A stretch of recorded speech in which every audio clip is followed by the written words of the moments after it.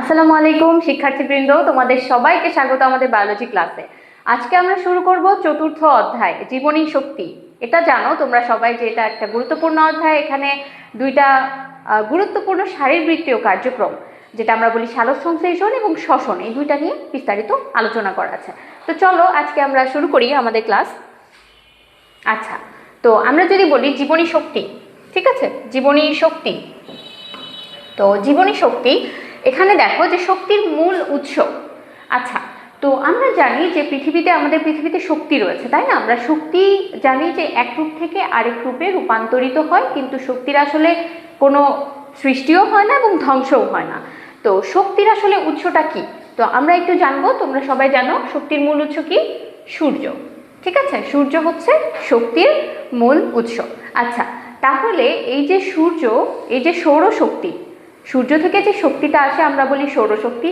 এটা লাইট হিসেবে আসতে পারে বা আলোক শক্তি হিসেবে আসতে পারে, আবার হিট তাপ হিসেবে আসতে পারে, ঠিক আছে? তো দেখো যে সবুজ উদ্ভিদ কিসের মাধ্যমে? সালোক সংশ্লেষণের মাধ্যমে সৌরশক্তিকে রাসায়নিক শক্তিতে রূপান্তরিত করে, এবং রূপান্তরিত করার ফলে কি তৈরি করে? রাসায়নিক শক্তিটা আসলে কোথায় থাকে? এই শর্করা জাতীয় খাদ্যের মধ্যে জমা রাখে, ঠিক আছে? তো এই যে রাসায়নিক শক্তি, এই রাসায়নিক শক্তিটা শর্করা জাতীয় খাদ্যের মধ্যে তারা জমা রাখে। ওকে, তাহলে আমরা দেখতে পারলাম যে সবুজ উদ্ভিদ এই যে সৌরশক্তি, সেই সৌরশক্তি তাকে রাসায়নিক শক্তিতে রূপান্তরিত করতে পারে, এবং সেটা রূপান্তরিত করে শর্করা জাতীয় খাদ্যের মধ্যে জমা রাখে, ঠিক আছে? ওকে, এখন আসি যে জীবনী শক্তি আমরা বলছি, তাহলে জীবনী শক্তিটা আসলে কি? আমরা যদি বলি জীবনী শক্তি কি, তো তখন দেখো যে আমরা কি বলবো? জীবদেহে বা জৈব অণুর রাসায়নিক বন্ধন ছিন্ন করার মাধ্যমে যে প্রাপ্ত শক্তি, সেটাকে আসলে জীবনী শক্তি বলা হয়। অর্থাৎ একটা জীব তার জীবন পরিচালনা করার জন্য যে শক্তি উৎপাদিত করে, আবার যেটা খরচ করে, এই যে শক্তি উৎপাদন খরচ, যে শক্তিটার রূপান্তর হচ্ছে, আমরা সেটাকে বলছি জৈবনী শক্তি, জীবনী শক্তি, ঠিক আছে? ওকে, এখন আমরা যদি আসি যে এই আসলে রূপান্তর বা শক্তির এই যে উৎপাদন এবং খরচটা কিভাবে হয়ে থাকে, দেখো একটা চিত্রের মাধ্যমে আমরা এটাকে বর্ণনা করতে পারি। তো আমরা প্রথমে খেয়াল করব এটিপি, ঠিক আছে? এটিপি, অ্যাডিনোসিন ট্রাইফসফেট, মানে তিনটা ফসফেট আছে। এখানে কয়টা ফসফেট আছে? তিনটা, 1 2 3, তিনটা ফসফেট আছে। এবং এই তিনটা ফসফেট অ্যাডিনোসিন এই যৌগটার সাথে যুক্ত হয়েছে। তাহলে যেহেতু তিনটা ফসফেট, এই জন্য আমরা এটাকে কি বলছি? ট্রাই, ঠিক আছে? Adenosine triphosphate. ওকে, তো এই অ্যাডিনোসিন ট্রাইফসফেট কি করে? অ্যাডিনোসিন ডাইফসফেট হয়ে যায়। ডাই মানে কি বলো তো? ডাই মানে হচ্ছে 2, তার মানে এখানে কয়টা ফসফেট থাকে? 2টা ফসফেট থাকে, ঠিক আছে? তাহলে এই যে একটা ফসফেট যে ভেঙে যাবে, বন্ধন যে ভেঙে যাবে, এখানে একটা বন্ধনের মাধ্যমে তারা যুক্ত থাকে। তাহলে এই যে বন্ধনটা ভেঙে যাচ্ছে, একটা ফসফেট আলাদা হয়ে যাচ্ছে, তো এইখানে কি হবে বলো তো? শক্তি নির্গমন হবে, অর্থাৎ আমরা এখানে শক্তি পাবো। ওকে, তাহলে এটিপি থেকে এডিপি তৈরি হওয়ার সময় আমরা শক্তি পাই। ওকে, দেখো এটা ডাইফসফেট এবং এটা অ্যাডিনোসিন। ওকে, তারপরে আবার যদি অ্যাডিনোসিন থেকে ডাইফসফেট থেকে অ্যাডিনোসিন ট্রাইফসফেট হয়, সেক্ষেত্রে কি হবে বলো তো? শক্তি, খাদ্য থেকে পাওয়া শক্তি, অর্থাৎ আমরা খাওয়ার মাধ্যমে যে শক্তিটা পাই, খাবারের মাধ্যমে যে শক্তিটা পাই, ওই শক্তিটা আসলে কি হিসেবে আমাদের শরীর জমা রাখে, বা কি হিসেবে আমরা ইউজ করব, জমা রাখবো কি হিসেবে? সেটা হচ্ছে এটিপি হিসেবে জমা রাখবো, ঠিক আছে? তাহলে আবার যখন এটিপি ভেঙে আবার শক্তি নির্গমন করবে, আমরা কাজ করার সময় এই শক্তিটা খরচ করব। তাহলে খুবই সিম্পল এখানে বিষয়টা, যে এটিপি ভেঙে যায়, এডিপি হয়, এবং এখানে কি হয়? কিছু শক্তি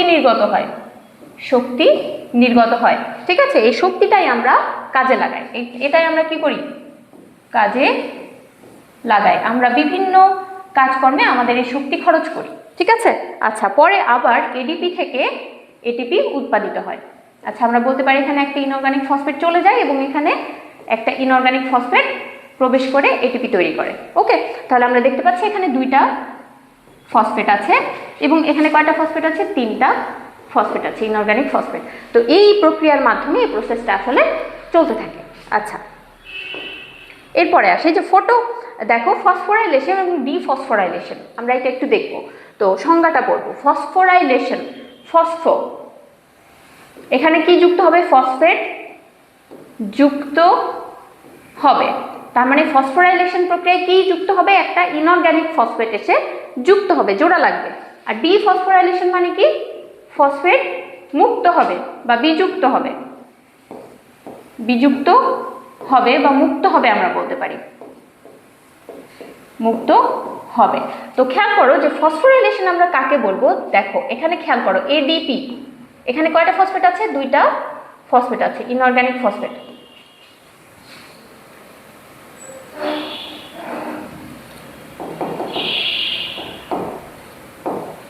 দুইটা ইনঅর্গানিক ফসফেট আছে। ওকে, তো এই এডিপির সাথে যদি আমি আরেকটা পিআই যুক্ত করি, অর্থাৎ একটা ইনঅর্গানিক ফসফেট যুক্ত করি, তাহলে কি তৈরি হবে বলো তো? ATP, adenosine triphosphate, adenosine triphosphate, ATP তৈরি হবে। ঠিক আছে, তাহলে এখানে কয়টা ফসফেট হলো? তিনটা পিআই, ইনঅর্গানিক ফসফেট।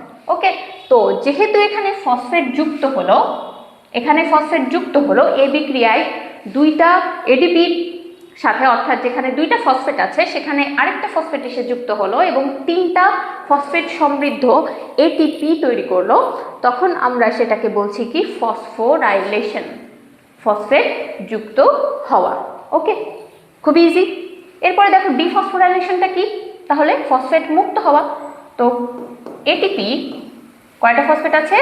তিনটা ইনঅর্গানিক ফসফেট আছে। ওকে, তাহলে এটিপি থেকে এডিপি প্লাস ইনঅর্গানিক ফসফেট যদি হয়, এখানে দুইটা ফসফেট আছে, তখন আমরা এটাকে কি বলবো? এটাকে বলবো ডিফসফোরাইলেশন, অর্থাৎ একটা ফসফেট মুক্ত হয়ে গেল, আলাদা হয়ে গেল। ঠিক আছে, তো এইটাই হচ্ছে ফসফোরাইলেশন এবং ডিফসফোরাইলেশন। ওকে, আশা করি তোমাদের বুঝতে কোনো সমস্যা নেই। আচ্ছা, এরপরে দেখো যে আমরা একটু ক্যালকুলেশন করব যে প্রতি মোল হিসাবে যদি আমরা খেয়াল করি, তাহলে দেখো যে প্রতি মোল এটিপি অণুর প্রান্তীয় যে ফসফেট, সেখানে 7.3 কিলো ক্যালোরি বা প্রায় 30.55 কিলো জুল শক্তি জমা থাকতে পারে। ভেরি ভেরি ইম্পর্ট্যান্ট একটা ইনফরমেশন। ঠিক আছে, ইম্পর্ট্যান্ট একটা ইনফরমেশন যে এটিপির যে প্রান্তীয় যে ফসফেট আছে, প্রান্তীয় ফসফেট কোনটা? ওই যে আমরা স্ট্রাকচার যে দেখেছিলাম, এই যে দেখো এইটাকে, এই ফসফেটটাকে আমরা কি বলবো? প্রান্তীয় ফসফেট, মানে সেটা প্রান্তে আছে, প্রান্তীয় ফসফেট, প্রান্তীয় ফসফেট। ঠিক আছে, তার মানে পিআই, ইনঅর্গানিক ফসফেট। ওকে, তো এই প্রান্তীয় ফসফেটটা ভেঙে গেলে কি কত জুল আমরা শক্তি পাবো? কত কিলো ক্যালোরি? 7.3 kilo calorie. এবং কত কিলো জুল? 30.55 কিলো জুল আমরা শক্তি পাবো। ঠিক আছে, তার মানে বুঝতেই পারছি এটিপি যখন ভেঙে যাবে, অর্থাৎ এখানে যে তিনটা ফসফেট যুক্ত আছে তার মধ্যে একটা প্রান্তীয় ফসফেট যখন বিযুক্ত হয়ে যাবে, তখন সে বন্ধনটা ভাঙার ফলে এক মোল যদি পরিমাণ হয়, আমরা সেখানে 7.3 কিলো ক্যালোরি বা 30.55 কিলো জুল শক্তি পাবো। ওকে, এখন দেখো যে এই যে শক্তি সংগ্রহ, শক্তির যে রূপান্তর, এই প্রক্রিয়াটা আসলে করে কে? কোন দুইটা অঙ্গাণু? আমরা একটু খেয়াল করব। উপযোগী রূপান্তরিত করে দুইটা কোষীয় অঙ্গাণু, একটা হচ্ছে মাইটোকন্ড্রিয়া এবং আরেকটি হচ্ছে প্লাস্টিড। এই দুইটা অঙ্গাণু খুবই গুরুত্বপূর্ণ এবং তারা কি করে? শক্তি রূপান্তর করে এবং ব্যবহারযোগ্য শক্তিতে পরিবর্তিত করে, যে শক্তিটা আমরা ইউজ করতে পারি, আমরা নিত্যদিনের কাজে আমাদের শক্তিটা খরচ করতে পারি, ব্যবহার করতে পারি। আচ্ছা, এই উভয়ের কি রয়েছে? Electron transport system, electron transport system. ঠিক আছে, যাদের কাজ কি? বাহ্যিক শক্তি উৎস থেকে আহরিত শক্তিকে কি করবে? এটিপি এর ফসফেট গ্রুপের শক্তি হিসেবে জমা করে রাখবে। ঠিক আছে, তার মানে আমরা খাবারের মাধ্যমে, বাহ্যিক শক্তি বলতে আসলে কি বোঝাচ্ছে? বাহ্যিক শক্তি বলতে বোঝাচ্ছে ওই যে ফটোসিনথেসিস যেটাকে আমরা বলি, সালোক সংশ্লেষণ। এই সালোক সংশ্লেষণের মাধ্যমে উদ্ভিদ যে গ্লুকোজ তৈরি করে, এটাই তো আমরা প্রত্যক্ষ বা পরোক্ষভাবে আমাদের শরীরে গ্রহণ করছি। তো এই যে শক্তিটা আসলে কিসের মাধ্যমে আমাদের শরীর পাচ্ছে বা জমা রাখছে? আমরা বলছি যে এই শক্তিটা এরা আমরা বলছি যে এই শক্তিটা শ্বসনের মাধ্যমে এটিপিতে পরিবর্তিত করছে এবং এটিপি খরচ করে আমরা শক্তিটা ব্যবহার করছি, ঠিক আছে। তার মানে বলছি যে এটা এটিপি এর ফসফেট গ্রুপে শক্তি হিসেবে জমা করে রাখে। ওকে, মাইটোকন্ড্রিয়ার শক্তি উৎস হতে পারে পুষ্টি উপাদান, দেখো গ্লুকোজ বা অন্তর্বর্তীকালীন অণু, এখানে কি হতে পারে NADH2। ওকে, তো এখানে গ্লুকোজ বা অন্তর্বর্তীকালীন অণু আমরা একটা দেখি, সেটা হচ্ছে NADH2, এই দুইটা শক্তির উৎস হিসেবে আমরা বিবেচনা করছি। ওকে, এরপরে আসো প্লাস্টিডের ক্ষেত্রে বিশেষত ক্লোরোপ্লাস্ট শক্তি উৎস হলো সূর্যের আলো বা ফোটন। তো এই যে ক্লোরোপ্লাস্ট যে শক্তিটা আসলে ইউজ করে সেটা আসলে সূর্যের শক্তি, সেই সূর্যের শক্তি কিভাবে আসে, ক্লোরোপ্লাস্ট সেটাকে কোন শক্তি থেকে কোন শক্তিতে রূপান্তর করে, আমরা জানি সৌরশক্তি থেকে রাসায়নিক শক্তিতে রূপান্তর করে, কিন্তু আসলে পাই কিভাবে, সূর্যালোক বা ফোটন। আমরা একটু মনে রাখবো যে ফোটন, ঠিক আছে, সূর্যের আলোক বা ফোটন, সৌরশক্তিটা সূর্যের আলোক বা ফোটন। ওকে, এটিপি শক্তি জমা করে রাখে, প্রয়োজন অনুসারে অন্য বিক্রিয়ায় শক্তি সরবরাহ করে। যেমন আমি এই যে কথা বলছি, আমার এই শক্তিটা কোথা থেকে আসছে, আমার খাবারের যে আমি এটিপি বা এই এটিপি তৈরি হয়েছিল আমার শরীরে, সেই এটিপিটা খরচ করে আমি পাচ্ছি, অর্থাৎ আমার শরীরে এটিপি গুলো ভেঙে যাচ্ছে ভেঙে যাচ্ছে, কি হচ্ছে, ADP plus PI inorganic phosphate হয়ে যাচ্ছে, এবং আমি কি করছি, শক্তি নির্গত হচ্ছে, এনার্জি, এবং এই এনার্জিগুলো কি করছি, আমি খরচ করছি, এই যে কথা বলছি। ওকে, তো এটিপিকে অনেক সময় জৈব মুদ্রা, শক্তি মুদ্রা বা বায়োলজিক্যাল কয়েন, এনার্জি কয়েন হিসেবে ডাকা হয়। ইম্পর্টেন্ট একটা ইনফরমেশন, 5 স্টার। তাহলে যদি আসে জৈব মুদ্রা, শক্তি মুদ্রা, বায়োলজিক্যাল কয়েন কোনটা, সেটা হচ্ছে এটিপি। ওকে, আচ্ছা, এরপর আসে সালোক সংশ্লেষণ, ফটোসিনথেসিস। সালোক সংশ্লেষণ, সালোক স মানে কি, স মানে সহ বা উপস্থিতিতে, আলোক মানে আলোর উপস্থিতিতে, আর সংশ্লেষণ মানে উৎপাদন।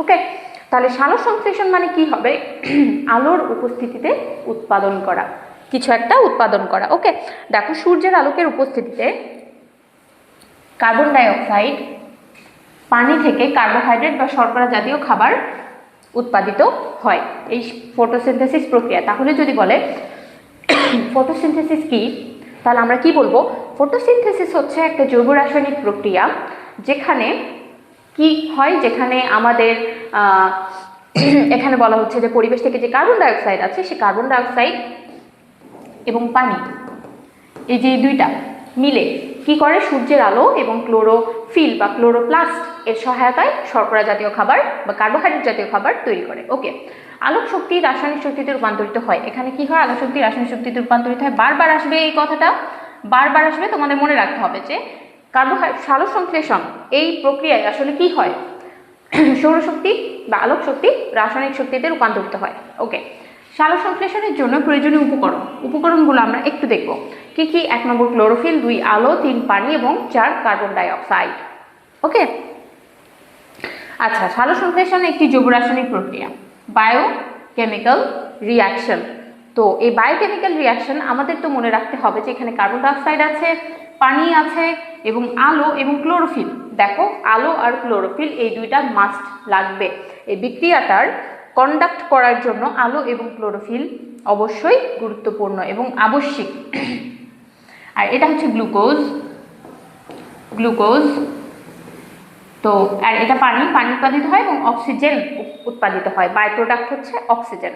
ঠিক আছে, তো আমরা এই যে সালোক সংশ্লেষণ প্রক্রিয়ায় কি হয়, সূর্যের আলো এবং ক্লোরোফিলের সহায়তায় সেটা বায়ু থেকে কার্বন ডাই অক্সাইড এবং পানি, মাটি থেকে পানি, উদ্ভিদ ব্যবহার করে গ্লুকোজ, পানি এবং অক্সিজেন উৎপাদিত করবে। ঠিক আছে, তো এই প্রক্রিয়াটাই হচ্ছে সালোক সংশ্লেষণ প্রক্রিয়া। আমরা যদি একটু দেখি যে এই যে সূর্যের আলোটা পড়ছে পাতায় বা উদ্ভিদের সবুজ অংশে পড়ছে, তারপরে উদ্ভিদে কি আছে, মেসোফিল টিস্যুর মধ্যে এই যে ক্লোরোফিল, একটা সেল যদি আমরা দেখি, সেলের মধ্যে কি আছে, প্লাস্টিড আছে। ওকে, এই যে প্লাস্টিড আছে, তো প্লাস্টিডটার মধ্যে আবার বিভিন্ন অংশগুলো রয়েছে। তো এই অংশগুলা কি করে, এই যে ফটোসিনথেসিস এই প্রক্রিয়ায় সহায়তা করে, বা এক একটা অংশের এক এক রকম কাজ। ওকে, এখন আমরা আসি যে প্রধান স্থান কোথায় হয়, পাতার মেসোফিল টিস্যুটার নাম কি, মেসোফিল। আচ্ছা, এখন আমরা দেখি যে স্থলজ সবুজ উদ্ভিদে মাটি থেকে মূলের মাধ্যমে পানি শোষণ করে পাতার মেসোফিল টিস্যুর ক্লোরোপ্লাস্টে পৌঁছায়। ঠিক আছে, তাহলে এটা হচ্ছে প্রথম কথা, যে পানি কোথা থেকে পাবে? উদ্ভিদ পানি মাটি থেকে পাবে। মাটি থেকে সে মূলের মাধ্যমে পানি শোষণ করে কোথায় নিয়ে যাবে?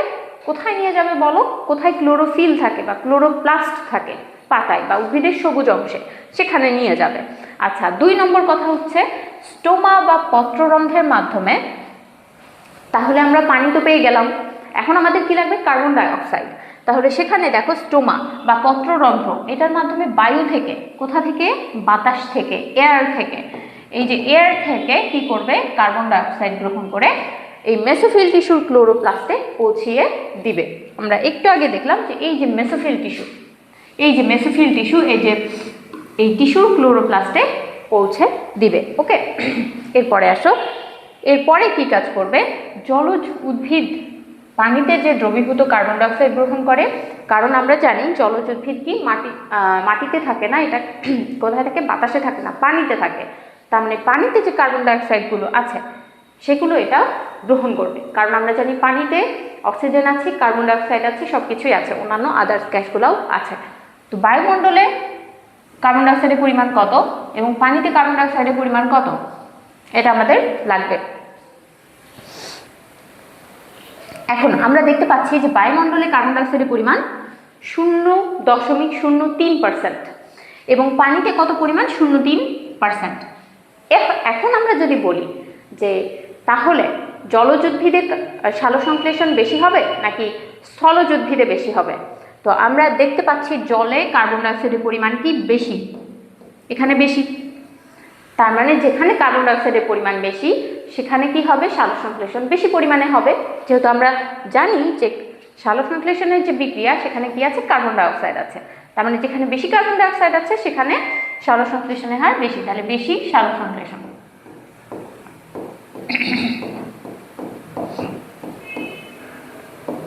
ওকে, তাহলে বেশি সালোকসংশ্লেষণ হয় কোথায়?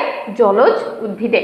ওকে, অক্সিজেন এবং পানি সালোকসংশ্লেষণের উপজাত দ্রব্য, বাই প্রোডাক্ট। তাহলে তোমাকে যদি বলে যে উপজাত দ্রব্য কোনগুলো? অক্সিজেন এবং পানি, এই দুইটা হচ্ছে বাই প্রোডাক্ট। এই যে A2, এই দুইটা হচ্ছে বাই প্রোডাক্ট, উপজাত। ঠিক আছে, উপজাত দ্রব্য। ওকে, এখন আসো যে জারণ ও বিজারণ প্রক্রিয়া, অর্থাৎ আমরা যে ফটোসিনথেসিস এই যে বিক্রিয়াটা করছি, এই বিক্রিয়াটা করছি, এই বিক্রিয়াটা একটা জারণ বিজারণ বিক্রিয়া। এখন জারণ বিজারণ বিক্রিয়া মানে ইলেকট্রন এর স্থানান্তর। ঠিক আছে, ইলেকট্রনের স্থানান্তর। এখন এই প্রক্রিয়ায় কোনটা জারিত হয়, কোনটা বিজারিত হয় আমাদের লাগবে? পানি জারিত হয় এবং কার্বন ডাইঅক্সাইড বিজারিত হয়। ওকে, এরপরে আসো যে 1905 সাল, নাম কি? ভদ্রলোকের নাম হচ্ছে ব্ল্যাকম্যান। উনি কি ছিলেন? ইংরেজ শারীরতত্ত্ববিদ, ইংলিশ বা ব্রিটিশ, আমরা যদি বলি ফিজিওলজিস্ট। ঠিক আছে, তো ব্রিটিশ ফিজিওলজিস্ট। উনি এই প্রক্রিয়াটাকে 2টা পর্যায়ে ভাগ করেছিলেন। কি কি সেগুলো? আলোক নির্ভর পর্যায় এবং আলোক নিরপেক্ষ পর্যায়। তো আমরা আলোক নির্ভর পর্যায় এখানে আসি। তো আলোক নির্ভর পর্যায়ে তোমরা নাম শুনে বুঝতে পারছো এখানে কি লাগবে? আলো অপরিহার্য। 2 নম্বর কথা, সৌরশক্তি রাসায়নিক শক্তিতে রূপান্তরিত হয়। তাহলে আমরা যে বলছি রূপান্তর, শক্তির রূপান্তর, এই যে রূপান্তরটা মূলত আলোক নির্ভর পর্যায়ে হয়ে যায়। ওকে, এটা তোমাদের একটু মনে রাখতে হবে। তারপরে আসো যে এই প্রক্রিয়ায় এটিপি, NADPH এবং প্রোটন উৎপন্ন হয়। তাহলে কি কি উৎপন্ন হয় আমরা একটু খেয়াল রাখবো। 1 নম্বর কথা হচ্ছে এটিপি উৎপাদিত হয়, 2 নম্বর কথা হচ্ছে NADPH উৎপাদিত হয় এবং 3 নম্বর কথা হচ্ছে H+ বা প্রোটন উৎপাদিত হয়। ওকে, এরপর আসো আলোর ফোটন কণা থেকে রূপান্তরিত এই শক্তি ইলেকট্রন ট্রান্সপোর্ট চেইনের মাধ্যমে সঞ্চিত হয়ে এটিপি অণুর ফসফেট গ্রুপের রাসায়নিক বন্ধন শক্তি হিসেবে। ওকে, তাহলে দেখো যে আলোর যে ফোটন কণা, আমরা যে বললাম সৌরশক্তি বা সৌরশক্তি কোন শক্তিটা আসলে গ্রহণ করে? আলোক শক্তি। তো এই আলোর কোনটা? ফোটন কণা। এই যে শক্তি রূপান্তর, এই যে কি করে ইলেকট্রন ট্রান্সপোর্ট চেইন এর মাধ্যমে এটা এটিপিতে সঞ্চিত করে রাখা হয়। ওকে, তার মানে ফোটন কণা বা এই যে শক্তি, এই শক্তিটা আমরা রাখবো কোথায়? এটিপিতে। ঠিক আছে, সবুজ উদ্ভিদ এই প্রক্রিয়ায় এটিপিতে শক্তি সঞ্চয় করে রাখবে। ওকে, ক্লোরোফিল গুরুত্বপূর্ণ ভূমিকা পালন করে এখানে, ক্লোরোফিল গুরুত্বপূর্ণ ভূমিকা পালন করে। ওকে, দেখো আলোক রশ্মির ফোটন শোষণ করে ফোটন থেকে শক্তি সঞ্চয় করে রাখে এডিপি, অযৌগ ফসফেট থেকে এডিপি তৈরি করে। ওকে, তার মানে আমরা দেখতে পাচ্ছি যে আসলে শক্তিটা সঞ্চয় করে কিভাবে, এই যে এটিপি, তো এখানে যে আমরা শক্তি দিতে হবে, তো এই শক্তিটা কোথা থেকে পাবে, খাদ্য, তার মানে খাদ্য থেকে ফুড, এই ফুড থেকে শক্তি পাবে এবং শক্তির সাহায্যে কি করবে, একটা ইনঅর্গানিক ফসফেট পিআই এসে যুক্ত হওয়ার ফলে তৈরি করবে এটিপি, এটাই আমাদের শক্তি মুদ্রা। ঠিক আছে, এনার্জি কয়েন, অর্থাৎ এনার্জি হিসেবে আমরা এটা জমা করে রাখবো, যখন আমাদের প্রয়োজন তখন আমরা এটা খরচ করব। ঠিক আছে, আচ্ছা এরপরে আসো ফসফোরাইলেশন, আমরা একটু আসি। তো দেখো যে এডিপি, ইনঅর্গানিক ফসফেট, আলো এবং ক্লোরোফিল এই দুইটার সাহায্যে কি তৈরি করবে, দেখো এটিপি, যেটা তোমাদের আমি এতক্ষণ ধরে বলে আসছি যে এই প্রক্রিয়াটাকে আমরা কি বলছি, ফসফোরাইলেশন। তাহলে তোমাদের পরীক্ষাতে যদি আসে ফসফোরাইলেশন কি, বা ক নম্বরে আসো ফসফোরাইলেশন বলতে কি বুঝো, তাহলে তুমি কিভাবে অ্যান্সার করবে, দেখো যে যে প্রক্রিয়ার মাধ্যমে এডিপি একটি ইনঅর্গানিক ফসফেটের সাথে আলো এবং ক্লোরোফিলের সহায়তায় যুক্ত হয়ে এটিপি তৈরি করে, সেই প্রক্রিয়াটাকে আমরা বলছি ফসফোরাইলেশন। ওকে, আচ্ছা এখন আসো যে সূর্যালোক এবং ক্লোরোফিলের সাহায্যে পানি বিয়োজিত হয়ে অক্সিজেন, প্রোটন যেটা হাইড্রোজেন আয়ন ও ইলেকট্রন উৎপন্ন হয়, এই প্রক্রিয়াকে আমরা কি বলছি, photolysis of water, photolysis of water, photolysis of water. তাহলে এই প্রক্রিয়াটা আসলে কি যদি আমরা বলি, তাহলে দেখো পানি,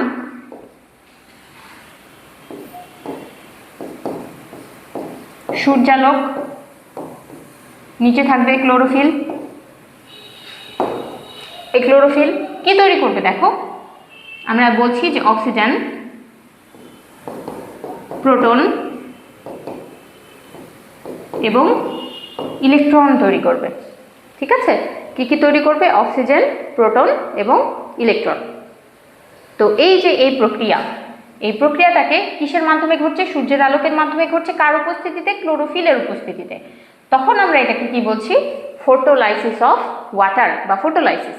ঠিক আছে, এই প্রক্রিয়াটা গুরুত্বপূর্ণ। ঠিক আছে, ওকে, এখন আমরা যদি দেখি যে একটা পত্ররন্ধ্র বা স্টোমা আসলে কোন জায়গা দিয়ে কার্বন ডাইঅক্সাইডটা প্রবেশ করে, তাহলে দেখো পাতার যে মেসোফিল টিস্যু বা পাতার যে অংশ, সেখানে কি থাকে, ক্ষুদ্র ক্ষুদ্র ছিদ্র থাকে। এটাকে যদি আমরা মাইক্রোস্কোপে একটু বড় করে দেখি তাহলে দেখতে পারবো এখানে পত্ররন্ধ্র আছে, এটাকে আমরা কি বলছি, স্টোমা, বহুবচনে স্টোমা। ওকে, এরপরে আসো যে গার্ড সেল, স্টোমার দুই পাশে যে সেল দুইটা আছে এটাকে আমরা বলছি গার্ড সেল, এবং গার্ড সেলের আরও চারিপাশে যে কোষগুলো আছে, এখানে যে কোষগুলো আছে এখানে এদিকে, সেগুলোকে আমরা বলবো সঙ্গী কোষ। ওকে, আলোক নিরপেক্ষ পর্যায় বা অন্ধকার পর্যায় বা লাইট ইন্ডিপেন্ডেন্ট ফেজ বা ডার্ক ফেজ। দেখো এখানে যেটা আমরা করব যে আলোক নিরপেক্ষ পর্যায়, এটা বলতে আসলে কি বোঝায়, যে এখানে কি দরকার নাই, আলোর কোনো দরকার নাই, আলোর দরকার নেই। ওকে, এখন দেখো যে আলোর প্রত্যক্ষ প্রয়োজন পড়ে না, তবে আলোর উপস্থিতিতে এই প্রক্রিয়া চলতে পারে। ঠিক আছে, আলো কোনো ব্যাঘাত করে না। বায়ুমণ্ডলে কার্বন ডাইঅক্সাইড কি ঘটে, আসলে 2 নম্বরটাই আমাদের জন্য ইম্পর্টেন্ট, যে বায়ুমণ্ডলে কার্বন ডাইঅক্সাইড পত্ররন্ধ্রের মধ্যে দিয়ে কোষের মধ্যে প্রবেশ করবে। আমরা একটু আগে পত্ররন্ধ্রের একটা স্ট্রাকচার করলাম যে এই যে পত্ররন্ধ্র, এই জায়গা দিয়ে কার্বন ডাইঅক্সাইডটা প্রবেশ করবে। ঠিক আছে, ওকে, তো কার্বন ডাইঅক্সাইড প্রবেশ করবে। এরপরে আসো যে আলোক পর্যায়ে, আমরা একটু আগে দেখলাম কি যে আলোক পর্যায়ে কি তৈরি হলো, দেখো এটিপি তৈরি হলো, NADPH তৈরি হলো এবং একটা প্রোটন তৈরি হয়েছে, তাই না? ঠিক আছে, তাহলে দেখো যে আলোক পর্যায়ে যে ATP, NADPH এবং প্রোটন বা H+ তৈরি হলো, তার সাহায্যে আলোক নিরপেক্ষ পর্যায়ে কি তৈরি করবে, কার্বন ডাইঅক্সাইডের বিজারিত হবে। তাহলে যদি পরীক্ষাতে আসে ওই যে কে বিজারিত হয় সালোক সংশ্লেষণ প্রক্রিয়ায় কার্বন ডাইঅক্সাইড বিজারিত হয়, তো কার্বন ডাইঅক্সাইডে বিজারিত হয়ে কার্বোহাইড্রেট বা আমরা যেটাকে বলি গ্লুকোজ বলতে পারি পরিণত হয়। সবুজ উদ্ভিদে কার্বন ডাইঅক্সাইডের বিজারণের 3টা গতিপথ শনাক্ত করা হয়েছে। তো এই যে আমরা আলোক নির্ভর পর্যায় পড়লাম একটু আগে, আলোক নির্ভর পর্যায়, তো এই আলোক নির্ভর পর্যায়ের ক্ষেত্রে তেমন কোনো ভেজাল নাই। এখানে আমাদেরকে কি মনে রাখতে হবে যে আলো প্রয়োজন এবং কি কি তৈরি হয়, এটিপি তৈরি হয়, NADPH তৈরি হয় এবং আমরা দেখলাম প্রোটন তৈরি হয়। তো এখানে ফটোলাইসিস অফ ওয়াটার ঘটে, ঠিক আছে, বা এখানে ফটোফসফোরাইলেশন ঘটে। কিন্তু আমাদের আসলে কার্বন ডাইঅক্সাইডটা কোন পর্যায়ে গৃহীত হয়, কখন গৃহীত হয় এবং কার্বন ডাইঅক্সাইডটা কী হয় এটা জানার জন্য আমাদের আলোক নিরপেক্ষ পর্যায়টা জানতে হবে। সেটা হচ্ছে যে এখানে এই যে এই তিনটা উপাদানের সাহায্যে যেগুলো আলোক নির্ভর পর্যায়ে তৈরি হয়েছিল তার সাহায্যে কার্বন ডাইঅক্সাইডের কি হবে, বিজারিত হবে কার্বন ডাইঅক্সাইডটা, এবং এই বিজারণের 3টা গতিপথ শনাক্ত করা হয়েছে। ঠিক আছে, সবুজ উদ্ভিদে কয়টা গতিপথ শনাক্ত করা হয়েছে? তিনটি গতিপথ। তো 3টি গতিপথগুলো কি কি? কেলভিন চক্র, হ্যাচ-ও-স্ল্যাক চক্র এবং 3 নম্বর পয়েন্ট যেটা তোমাদের জন্য অত বেশি ইম্পর্টেন্ট না, সেটা হচ্ছে ক্র্যাসালুসিয়ান অ্যাসিড বিপাক ক্যাম। ঠিক আছে, ক্র্যাসালুসিয়ান অ্যাসিড মেটাবলিজম ক্যাম। তো আমরা করব এই দুইটা। আচ্ছা, কেলভিন চক্র বা C3 গতিপথ। তো এই যে C3 গতিপথ, তো আমরা প্রথমেই প্রশ্ন আসে যে কেলভিন চক্র বলছি আবার এটাকে C3 গতিপথ বলছি কেন, নামের পিছনে কারণটা কি? কারণ দেখো, আবিষ্কারকের নাম অনুসারে কেলভিন, বেনসন ও ব্যাসাম চক্র বা সংক্ষেপে কেলভিন চক্র বলা হয়, এই জন্য এই চক্রটার নাম কি? কেলভিন চক্র। ওকে, 1961 নোবেল প্রাইজ তারা পান এবং অধিকাংশ উদ্ভিদে এই প্রক্রিয়ায়, অধিকাংশ উদ্ভিদ মার্ক করো, তার মানে ম্যাক্সিমাম যে উদ্ভিদগুলো আমরা দেখে থাকি যেমন আম, জাম, কাঁঠাল, এরা সবই কি? C3 উদ্ভিদ। ঠিক আছে, এই উদ্ভিদ প্রক্রিয়া শর্করা তৈরি করে। তো এই সমস্ত উদ্ভিদে, যে সমস্ত উদ্ভিদে এই চক্র দেখা যায় তাদেরকে কি বলবো? C3 উদ্ভিদ বলবো। আচ্ছা, তো এর প্রথম স্থায়ী পদার্থ কি? 3 কার্বন বিশিষ্ট ফসফোগ্লিসারিক অ্যাসিড, বা আমি যদি বলি সংক্ষেপে 3PGA। ওকে, ফসফোগ্লিসারিক অ্যাসিড। সেজন্য এই ধরনের গতিপথকে কি বলি? C3 গতিপথ বলি। তাহলে যদি পরীক্ষায় আসে ওয়াই, এটাকে কেন C3 গতিপথ বলা হচ্ছে? কারণ এর প্রথম স্থায়ী পদার্থ সেটা হচ্ছে 3 কার্বন বিশিষ্ট এবং তার নাম হচ্ছে 3-ফসফোগ্লিসারিক অ্যাসিড। ওকে, দ্যাটস ওয়াই এটাকে C3 গতিপথ নামে ডাকা হচ্ছে।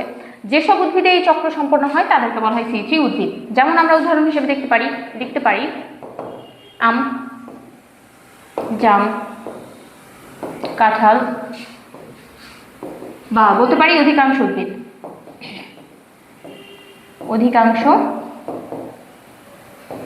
উদ্ভিদ। ঠিক আছে, তার মানে অধিকাংশ উদ্ভিদে আমরা এই চক্রটা দেখতে পারবো, C3 গতিপথ। তো আমরা এখানে সংক্ষেপে C3 চক্র বা এই চক্র কেলভিন চক্র এখানে দেখানো আছে। ওকে, এরপর আসে হ্যাচ-ও-স্ল্যাক C4। তো C4 সাইকেল, এটা একটা নাম হচ্ছে হ্যাচ-ও-স্ল্যাক চক্র। দেখো, অস্ট্রেলীয় বিজ্ঞানী এমডি হ্যাচ এবং সিআর স্ল্যাক তারা এই কার্বন ডাইঅক্সাইড বিজারণের আরেকটা গতিপথ আবিষ্কার করেন এবং এই তাদের নাম অনুসারে এটাকে বলা হয় হ্যাচ-ও-স্ল্যাক চক্র। এটাকে কি বলা হয়? হ্যাচ-ও-স্ল্যাক চক্র। তো প্রথম স্থায়ী পদার্থ কি? 4 কার্বন বিশিষ্ট অক্সালো অ্যাসিডিক অ্যাসিড। 4 কার্বন বিশিষ্ট কি? অক্সালো অ্যাসিডিক অ্যাসিড, OAA। ঠিক আছে, এজন্য এটাকে কি বলা হয়? C4 গতিপথ নামে নামকরণ করা হয়। তো যেসব উদ্ভিদে এই চক্র সম্পন্ন হয় তাদেরকে C4 উদ্ভিদ বলে। তো উদাহরণ আসি, C4 উদ্ভিদে একই সাথে হ্যাচ-ও-স্ল্যাক এবং কেলভিন চক্র পরিচালিত হতে দেখা যায়, অর্থাৎ C3 উদ্ভিদের তুলনায় C4 উদ্ভিদে সালোকসংশ্লেষণের হার বেশি। যেহেতু 2টা চক্র একসাথে হচ্ছে তার মানে সালোকসংশ্লেষণের হার বেশি হবে, এটা একটা বেনিফিট, এবং উৎপাদন ক্ষমতাও তাদের বেশি। তো এই উদ্ভিদগুলো কারা? সাধারণত ভুট্টা, আখ, অন্যান্য ঘাস জাতীয় উদ্ভিদ, মুথা ঘাস, নটে গাছ, অ্যামারান্থাস। কিভাবে মনে রাখবা? আমার জিনিসটা আমার, অ্যান্থাস। ঠিক আছে, ঠিক আছে, তো এটা হচ্ছে অ্যামারান্থাস, যেটা হচ্ছে নটে গাছ ইত্যাদি উদ্ভিদে C4 চক্র পরিচালিত হয়। তো আমরা মনে রাখবো যে যেগুলো সাধারণত একটু বেশি টেম্পারেচারে সহ্য করতে পারে বা খরা সহ্য করতে পারে, এগুলো হচ্ছে C4 উদ্ভিদ, যেমন ভুট্টা, আখ, ঘাস জাতীয় উদ্ভিদ, মুথা ঘাস নটে, আর এগুলো হচ্ছে C4 উদ্ভিদ। ওকে, এরপরে আমরা চলে আসি যে সালোকসংশ্লেষণে ক্লোরোফিলের ভূমিকা। আসলে ক্লোরোফিল কি ভূমিকাটা পালন করে, সালোকসংশ্লেষণের দরকারটা কি দেখো। তো সালোকসংশ্লেষণের হার নির্ভরশীল কার উপর? নতুন ক্লোরোপ্লাস্ট এবং ক্লোরোপ্লাস্টের উপাদান সৃষ্টির হারের উপর। অর্থাৎ যে ক্লোরোপ্লাস্টের যত বেশি নতুন উপাদান বা ক্লোরোপ্লাস্টের সংখ্যা যত বেশি একটা কোষের মধ্যে বা উদ্ভিদের সেলের মধ্যে বা বিভিন্ন উদ্ভিদের বিভিন্ন রকম হতে পারে, তাদের উৎপাদন ক্ষমতা তত বেশি। ওকে, তার মানে আমরা বুঝতে পারছি যে ক্লোরোফিলের ভূমিকা আছে এবং প্রত্যক্ষ ভূমিকা। বেশি পরিমাণে ক্লোরোফিল থাকে, এনজাইমের অভাব দেখা দেয় এবং সালোকসংশ্লেষণ কমে যায়। খুব বেশি, যদি আমরা জানি যে কোনো কিছুই খুব বেশি ভালো না, খুব বেশি ভালো না কোনো কিছুই, সেটা হচ্ছে দেখো ক্লোরোফিলও যদি খুব বেশি হয়ে যায় তখন কি হবে? এনজাইমের অভাব দেখা দিবে, তখন সালোকসংশ্লেষণ কমে যাবে। সালোকসংশ্লেষণে আলোর ভূমিকা, যদি আমরা বলি আলোর কি ভূমিকা আছে, তাহলে দেখো যে আলোক বর্ণালী ইম্পর্টেন্ট তোমাদের জন্য। লাল, নীল, কমলা এবং বেগুনি ভালো হয়। কি হয়? ভালো। অর্থাৎ এই যে লাল, নীল, কমলা, বেগুনি, এই চারটা রং সালোকসংশ্লেষণ ভালো হয়। ঠিক আছে, সবুজ কিংবা হলুদ, সবুজ কিংবা হলুদে কি হবে? সালোকসংশ্লেষণ ভালো হয় না, না কমে যায়, সালোকসংশ্লেষণের হার কমে যায় সবুজ কিংবা হলুদ আলোতে। ওকে, আচ্ছা, একটা নির্দিষ্ট সীমা পর্যন্ত আলোর পরিমাণ বাড়ালে সালোকসংশ্লেষণের হারও বেড়ে যায়। তো সাধারণত অপটিমাম যেটা দেখো যে 400 ন্যানোমিটার থেকে 480 ন্যানোমিটার এবং 600 ন্যানোমিটার আলোতে ভালো হয়, সালোকসংশ্লেষণের হার ভালো হয়। তো আমরা এটাও একটু মনে রাখবো।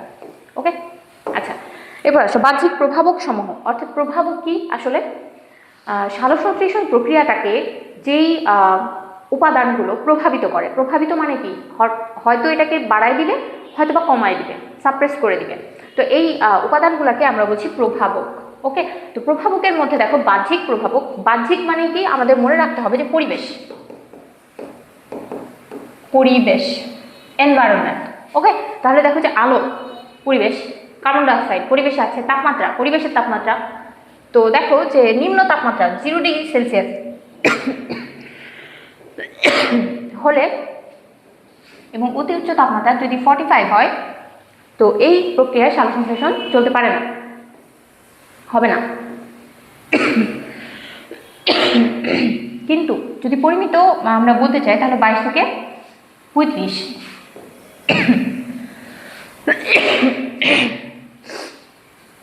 এরপরে আসো যে পানি, কার্বন ডাইঅক্সাইডকে বিজারণ করার জন্য পানির এই যে প্রোটন সেটা প্রয়োজন। তো এটা আসলে কোথা থেকে আসে? পানি থেকে আসে। ঠিক আছে, এরপর আমরা আসি যে অক্সিজেন।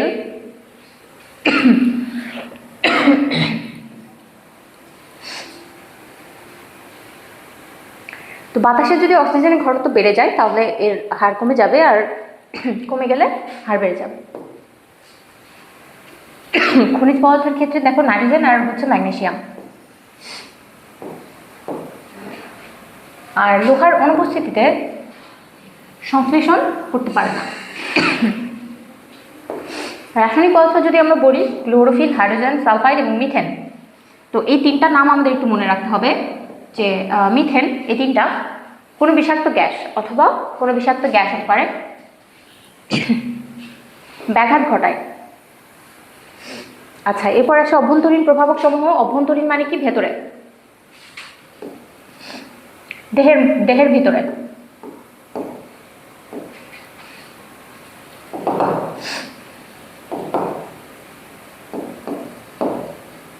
গঠন। তো ক্লোরোফিল যদি বেশি থাকে বা সুস্থ কোষ হয় তাহলে ক্লোরোফিলের উপরে নির্ভর করবে সালোকসংশ্লেষণের হার। এরপরে দেখো যে পাতার বয়স এবং সংখ্যা। অর্থাৎ মধ্যবয়সী পাতায় সবচেয়ে বেশি পরিমাণে হয়, এটা একটু মনে রাখতে হবে। অর্থাৎ কম বয়সী পাতাও নয় এবং খুব বয়স্ক পাতাতেও সালোকসংশ্লেষণ বেশি হয় না। আচ্ছা, শর্করার পরিমাণ। আচ্ছা, পরিবহন কম যদি হয় তাহলে সেখানে জমা হয়ে থাকবে, জমা যদি হয় তাহলে সেখানে শর্করা জমা হয়ে থাকলে সেখানে সালোকসংশ্লেষণ হবে না। ঠিক আছে, সালোকসংশ্লেষণের গতি মন্থর হয়ে যায়। এরপর আসলে যে পটাশিয়াম। পটাশিয়ামের অভাবে কি হয়? পটাশিয়ামের অভাবে সালোকসংশ্লেষের পরিমাণ কমে যেতে পারে, এটা একটু মনে রাখতে হবে। এবং এনজাইমস আছে সালোক সংশ্লেষণের জন্য, বিভিন্ন এনজাইমস আছে, তাই না? তো এই এনজাইমসগুলো, এনজাইম বা কোএনজাইম, এই এনজাইমগুলো দরকার। এনজাইমগুলো যদি না থাকে বা কমে যায় বা অনুপস্থিত থাকে বা সংশ্লেষণ না হয়, তখন দেখা যাচ্ছে সালোকসংশ্লেষণ প্রক্রিয়া ঠিকমতো চলবে না। তো আমাদের এই এনজাইমগুলো সম্পর্কে নিতে হবে এবং এই এনজাইমগুলো থাকতে হবে, ঠিক আছে? এনজাইমগুলো উপস্থিতি থাকতে হবে, কোএনজাইমস হতে পারে। তো এই উপাদানগুলো থাকবে অভ্যন্তরীণ প্রভাবকের মধ্যে। ওকে, তো এই প্রভাবকগুলোর উপর আসলে সালোকসংশ্লেষণের হার নির্ভর করে, কম বা বেশি হয়। তো আমরা দেখলাম আজকে আমাদের বাহ্যিক প্রভাবক, অভ্যন্তরীণ প্রভাবক এবং সালোকসংশ্লেষণের যাবতীয় যা কিছু। তো আশা করি তোমাদের জন্য এই লেকচারটা খুব বেশি হেল্পফুল হবে। আর সালোকসংশ্লেষণে আমরা খুব বেসিক থেকে জানি নাই, কারণ তোমরা জানো তোমাদের সিলেবাসে আসলে এতটুকুই আছে। তো আমরা যদি আরও বেসিক থেকে জানি, ওটা তোমরা হায়ার লেভেলে আরও বড় ক্লাসে গিয়ে জানতে পারবে। তো এখন আমাদের এগুলো পড়তে হবে না বা জানার দরকার নেই, যে যতটুকু বইয়ে আছে বা যতটুকু পর্যন্ত কভার করা আছে আমরা অতটুকুই কভার করবো এবং পরীক্ষাতে সে হিসেবে অ্যান্সার করবো, ঠিক আছে? তো তোমরা সবাই ভালো থাকবে, পরবর্তী ক্লাসের জন্য সবাইকে স্বাগত। আসসালামু আলাইকুম।